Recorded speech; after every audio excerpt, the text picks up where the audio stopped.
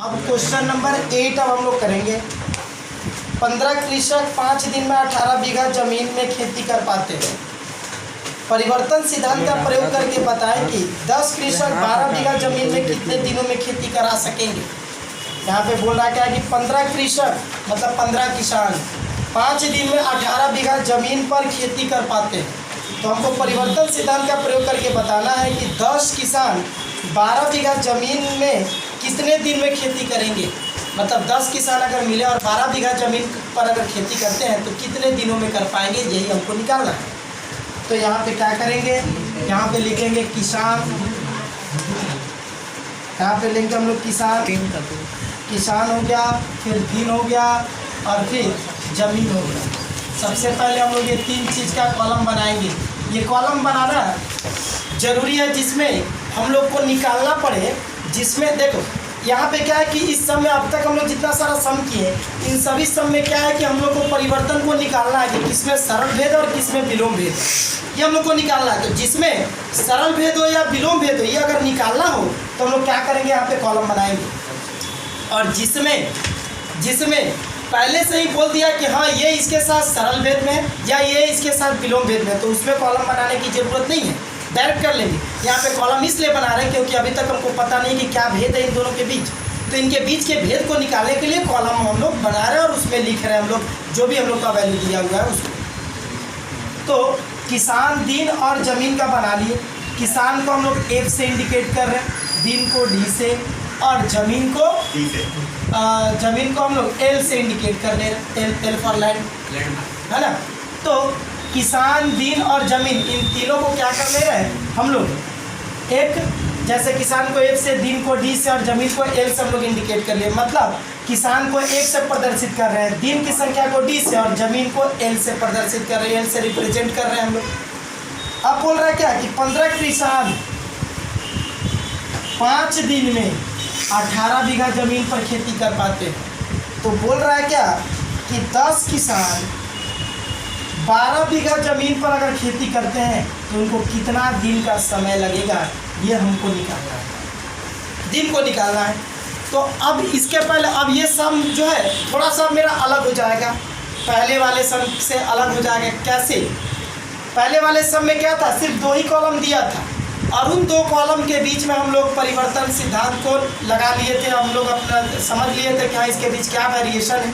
लेकिन अब आ गया 3 कॉलम, 3 कॉलम में, तब हम लोग 3 कॉलम में तीनों कॉलम को कैसे तब हम लोग सॉल्व करेंगे। तो क्या करेंगे कि जब 3 कॉलम हमारे पास आ गया तो हम लोग 1 बाई 1 एक कॉलम का हम लोग सॉल्व करेंगे। कैसे, दिन के वैल्यू को निकालना है तो पहले दिन के साथ किसान का हम लोग पहले रिलेशन निकाल लेंगे। तो उस समय ज़मीन को हम लोग रख देंगे कांस्टेंट। कांस्टेंट का मतलब ना ज़मीन को बढ़ाएंगे ना घटाएंगे, मान लेंगे कि ज़मीन स्थिर है, कांस्टेंट है, ज़मीन को हम लोग कांस्टेंट मान लेंगे।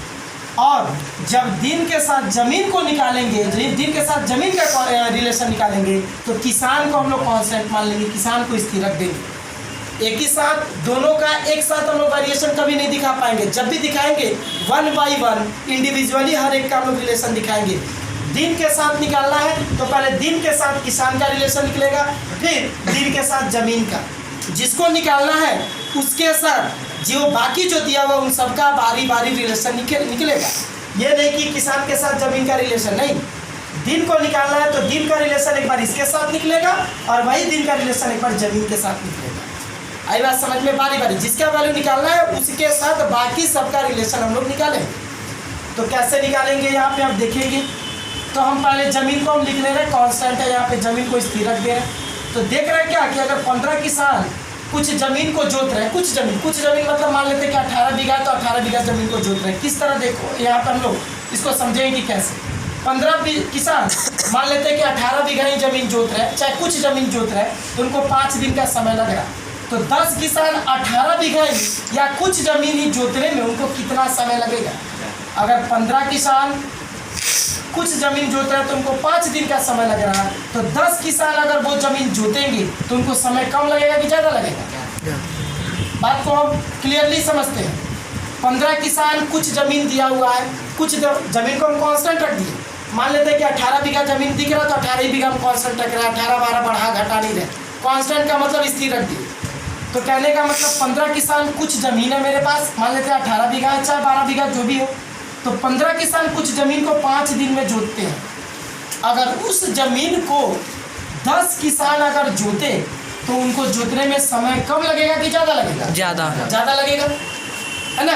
उसी ज़मीन को मतलब ज़मीन को कांस्टेंट रख दिया, मतलब ज़मीन को ना बढ़ा रहा है ना घटा रहा है। 18 बीघा ज़मीन है तो 18 बीघा ज़मीन की बात कर रहे हैं, मतलब कांस्टेंट रख रहे हैं। तो अगर 15 किसान 18 बीघा ही ज़मीन को चाहे कुछ ज़मीन को जोतने में 5 दिन का समय लगा रहे हैं, तो उतना ही ज़मीन मतलब 18 बीघा ज़मीन या कुछ ज़मीन को जोतने में 10 किसान को कितना समय लगेगा? ज़्यादा लगेगा। जाहिर सी बात है कि जब यहाँ पे आदमी घट गया तो दिन बढ़ने लगेगा ऑटोमेटिक, क्योंकि काम कम होगा तो काम को कंप्लीट करने में ज़्यादा समय लगेगा। तो यहाँ पे जब किसान घटा तो दिन देख रहे हैं क्या बढ़ने लगा। तो यहाँ पे किसान की संख्या घट रही है तो दिन बढ़ रहा है, किसान की संख्या घट रही है तो दिन बढ़ रहा है।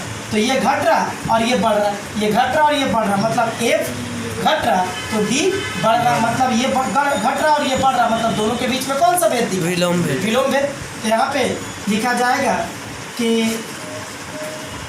किसान की संख्या को एफ से दिन की संख्या को डी से एवं जमीन को एल से प्रदर्शित करने पर तो इनको प्रदर्शित करने पर हम क्या पा रहे हैं? अगर इसके द्वारा अगर हम रिप्रेजेंट कर रहे हैं, प्रदर्शित कर रहे हैं, तो देख रहे हैं क्या कि दिन और किसान के बीच मतलब एफ और डी के बीच विलोम भेद है।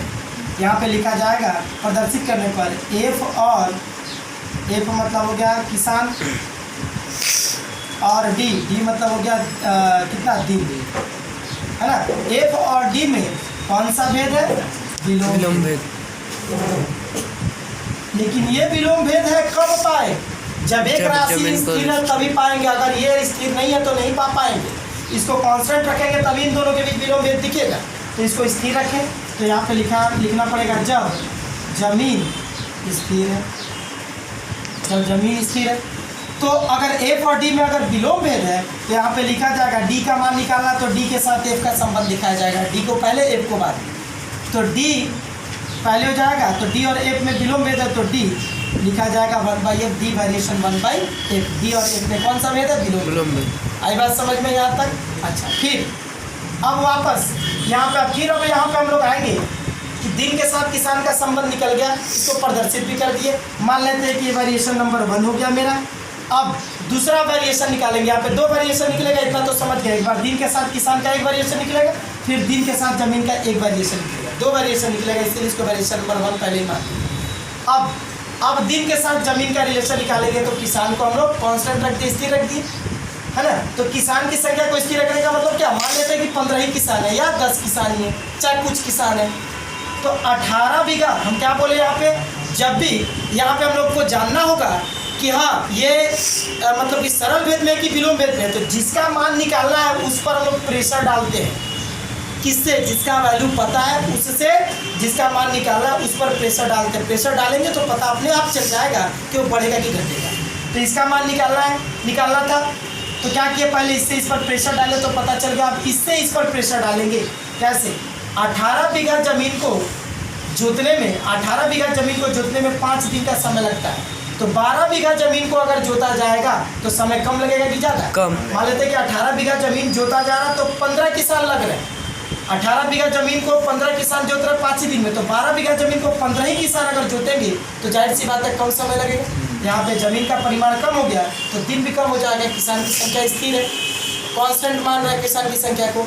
तो 18 बीघा जमीन को जोतने में 5 दिन का समय लग रहा है, तो 12 बीघा जमीन को जोतने में कम समय लगेगा।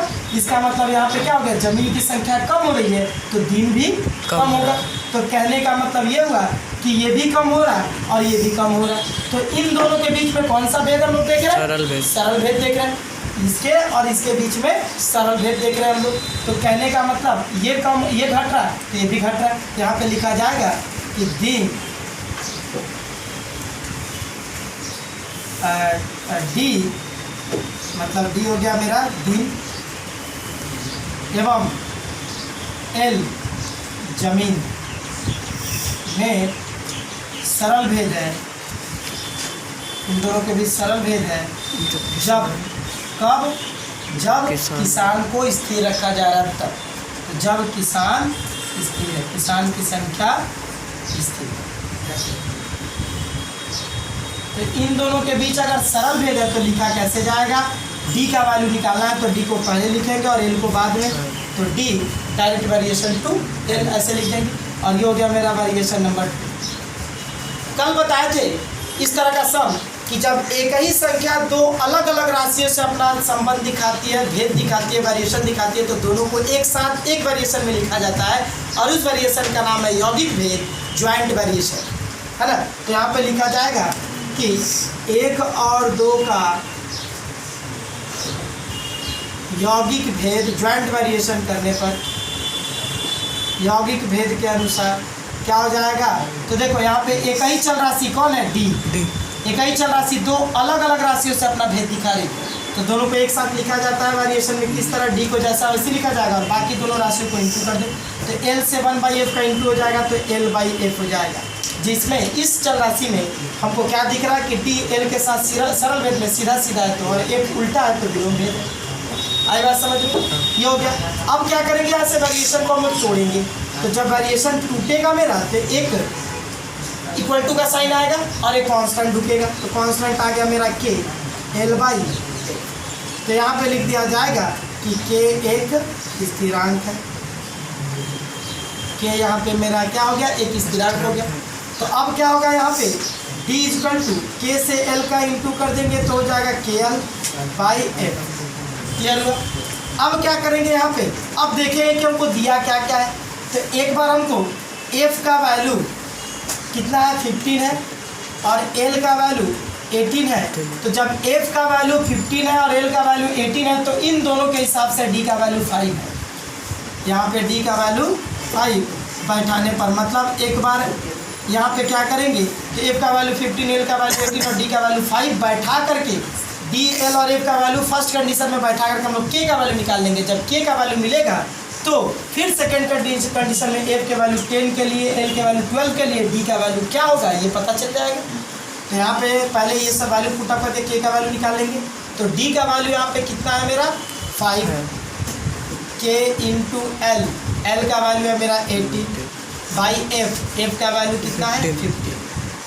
क्लियर। तो यहाँ से अब क्या करेंगे, तो क्रॉस इंटू करेंगे।